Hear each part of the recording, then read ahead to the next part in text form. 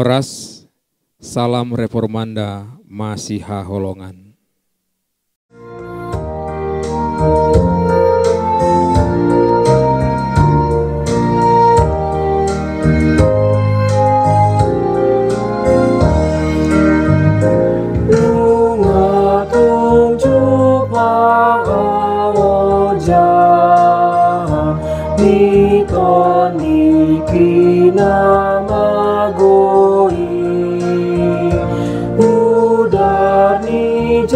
Yesus domana salelengi leleng nai nang magope porti bion totong dohoto jahanon.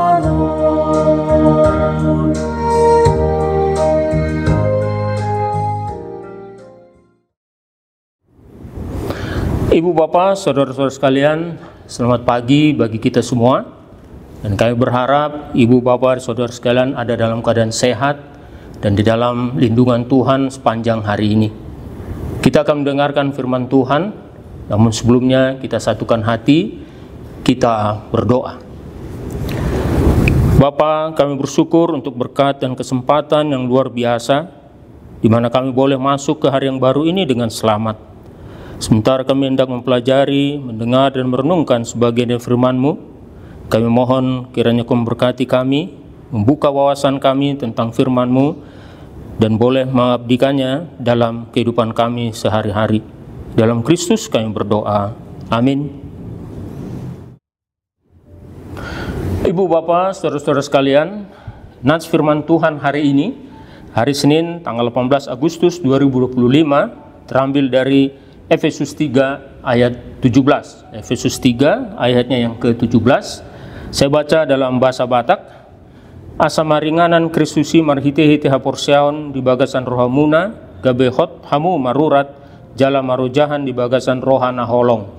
Dalam bahasa Indonesia, sehingga oleh imanmu Kristus diam di dalam hatimu dan kamu berakar serta berdasar di dalam kasih. Dan sebagai topiknya atau tema hari ini adalah Kristus diam di dalam hatiku.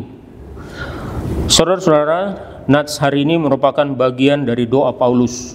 Doa dengan tujuan untuk membangun atau pertumbuhan rohani dari jemaat Efesus. Kita bisa baca ayat 16 itu diawali dengan kata aku berdoa. Nah, ini tujuannya adalah untuk pertumbuhan perkembangan rohani dari jemaat di Efesus.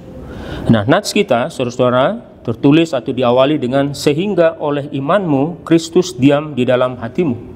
Atau dalam pengertian lain, semoga oleh imanmu Kristus diam di dalam hatimu. Ini adalah tema sentral dari doa Paulus. Kata diam dalam kalimat itu berarti mendiami, menetap, atau bahkan lebih jauh berarti membangun. Ini terkait seperti membangun rumah. Dengan kata lain, Kristus diam atau tinggal secara permanen menetap di dalam hati kita. Bahkan dalam tafsiran lain, Kristus membangun, seolah membangun rumah di dalam hati kita. Kemudian ada kata hati di sana dipahami sebagai identitas atau keberadaan kita. Keberadaan yang hakiki dari seseorang atau jati diri manusia atau jati diri kita. Ketika Yesus Kristus berdiam di dalam hati kita, Dia membangun rumahnya di dalam kita.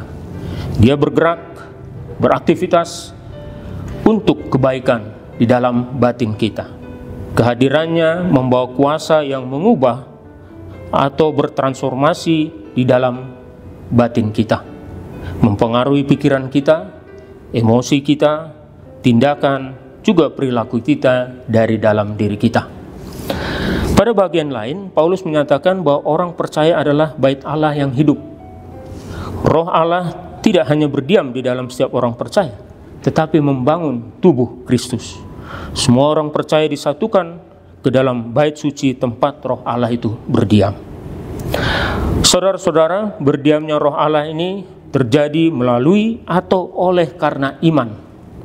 yang berarti karena kepercayaan, haporseaon, keyakinan kita, Allah akan tinggal di dalam hati kita. Dengan percaya kepada Yesus atau menaruh kepercayaan pada Yesus, kita sebetulnya membuka hati kita lebar-lebar. Pintu hati kita dibuka dan mengundang Kristus untuk masuk dan tinggal menetap di dalam hati kita. Iman di sini bukanlah latihan intelektual atau latihan otak atau berpikir, tetapi adalah kepercayaan. Kepercayaan pribadi atau kepercayaan dalam batin kita yang dalam, yang bisa menyambut Kristus, mengundang Kristus masuk ke dalam pusat kehidupan kita atau keberadaan kita. Ketika Kristus berdiam di dalam hati kita, pribadi atau batin kita mengalami perubahan dan kebiasaan kita yang mengakibatkan dosa atau perilaku dosa tidak lagi mengendalikan kita. Kita sudah dikendalikan oleh Roh Allah. Kita dikendalikan oleh keberadaan Kristus di dalam hati kita. Dan kita akan berakar secara mendalam, bertumbuh di dalam kasih Allah. Kita akan mengembangkan belas kasih dan kebenaran dalam kehidupan sehari-hari. Nah, saudara-saudara, memiliki Kristus yang tinggal di hati kita melalui iman, berarti kita menyambut Dia untuk hadir, dihormati atau menghormati, untuk mentaati Kristus dalam setiap aspek atau bidang kehidupan kita. Sehingga kita dipenuhi dengan segala kepenuhan hidup dan kuasa yang berasal dari Allah. Inilah inti dari perjalanan iman orang Kristen. Hubungan dengan Kristus yang sangat pribadi dan transformatif, atau yang mengubahkan kepada arah yang lebih baik, bahkan yang terbaik. Saudara-saudara, melalui iman kita mengizinkan Yesus berdiam di dalam hati kita, menuntun kita kepada kehidupan yang mencerminkan kasih dan anugerah-Nya.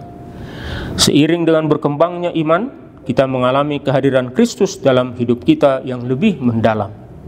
Dengan demikian, hubungan kita dengan Kristus menjadi lebih erat dalam setiap momen dan menjadi suatu kekuatan dalam hidup kita. Kasih Kristus pun akan tumbuh. Dan ketika kasih Kristus berakar dalam diri kita, kita dapat memberikan kasih itu kepada orang lain. Kasih Kristus mengajari kita untuk bertindak secara kasih kepada orang lain dan membantu mereka ketika mereka membutuhkan pertolongan. Mengasihi sesama adalah tugas dari orang-orang percaya atau tugas dari murid-murid Kristus. Saudara-saudara, Tuhan Yesus bukanlah tamu yang datang dan pergi, melainkan penghuni tetap yang mengubahkan setiap pribadi yang percaya dan mengikut Dia. Marilah kita membuka hati kita lebar-lebar dan menyambutnya. Marilah kita selalu menyatakan kasih-Nya yang begitu lebar, panjang, tinggi, dan dalam kepada orang lain atau sesama kita melalui tindakan dan perilaku kita yang benar. Tuhan Yesus memberkati kita. Amin. Kita berdoa. Bapa, kembali kami bersyukur kepadamu atas firman yang boleh kami renungkan. Tumbuhkanlah firman-Mu dalam hati kami sehingga kami beroleh iman yang kuat. Dan karenanya kami mengundang Kristus untuk hadir dalam hati dan kehidupan kami. Kuatkan kami ya Tuhan berperilaku yang mencerminkan kehadiran Kristus dalam hati kami. Dan kami pun dapat memenuhi hukum-Mu untuk mengasihi sesama kami. Dalam Kristus kami berdoa. Amin.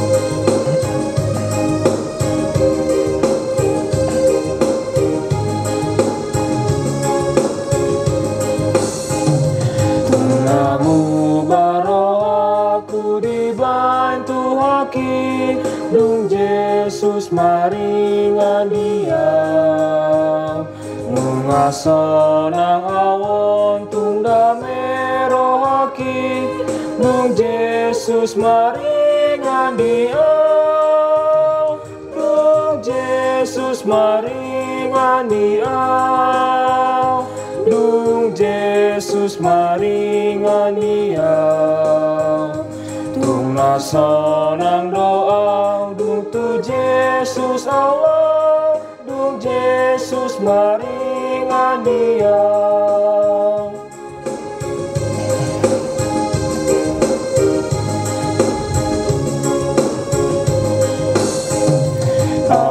Haleluya dapat sambuloki, Dung Yesus maringan dia.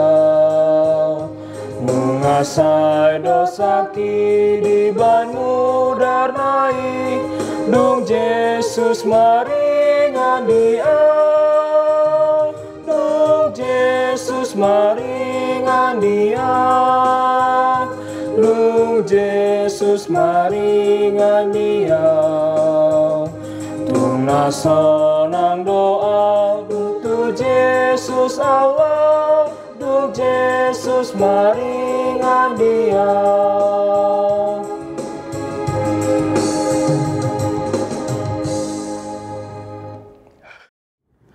Kita akan tutup renungan kita hari ini dengan bersama-sama berdoa dengan doa yang diajarkan oleh Tuhan Yesus kepada murid-muridnya.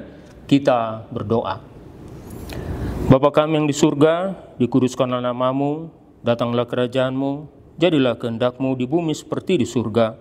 Berikanlah kami pada hari ini makanan kami yang secukupnya, dan ampunilah kami kesalahan kami, seperti kami juga mengampuni orang yang bersalah kepada kami.